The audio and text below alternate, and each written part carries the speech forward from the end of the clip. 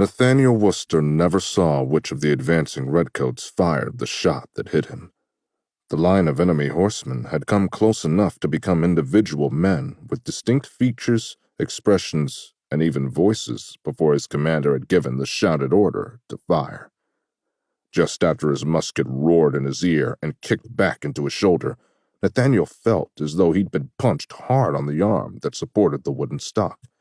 The sensation honestly confused him at first, until he realized that his hand would no longer hold the weight of his weapon. He watched the precious musket tumble to the ground from his suddenly insensate fingers, even as his knees began to feel weak. Before he'd even had time to register the pain of the wound, however, the British line was on them, sabers flashing among the hapless American militiamen who still stood.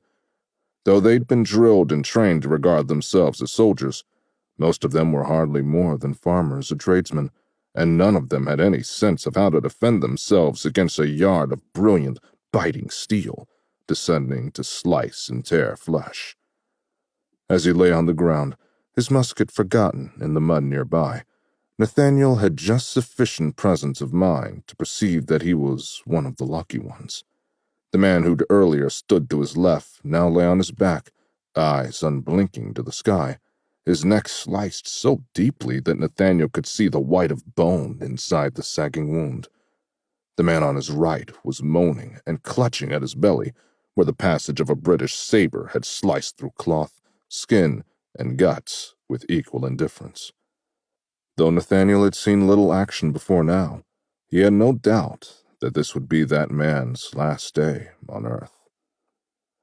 The redcoat foot soldiers who'd followed the cavalry charge were now pushing and shoving against the few Americans who still stood, using their muskets as clubs, and the horsemen wheeled about through the massed Americans, swinging their now befouled sabers in clear menace as they strove with their enemies.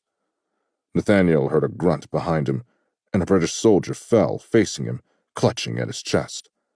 The man's eyes locked onto his, and for the space of a few lazy heartbeats, heard as a rush in Nathaniel's ears, and seen as a rhythmic surge of blood between the other man's fingers, they stared at each other.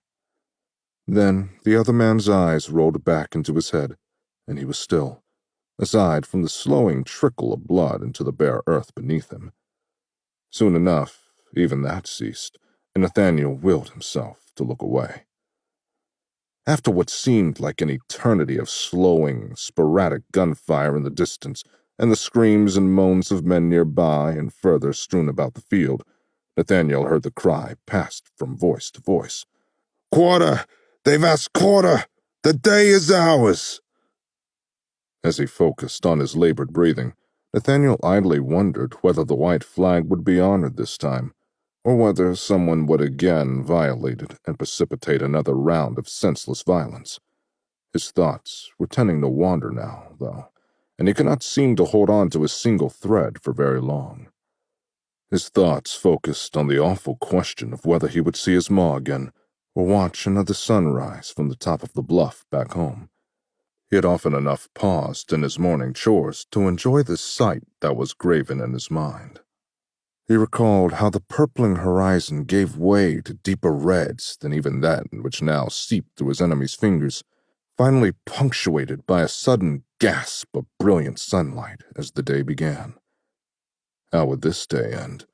Would he sink into a grateful slumber, or would he find a more lengthy rest in an anonymous grave, accompanied by friends and enemies alike?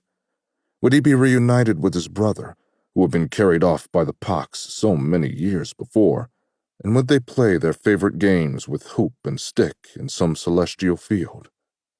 Or would he lay there in this field of carnage, drifting in and out of the world of pain and fear, unrelieved by any sleep, whether eternal or just that of an ordinary night? His stomach lurched at the thought of his ma left questioning for month after month about his fate, or worse yet, receiving certain word by an impersonal post that her only remaining son would never return. He was just picturing this dismal display in cruel detail when he heard a squad moving over the field, and a voice calling out, "Here's one that's still breathing, Lieutenant."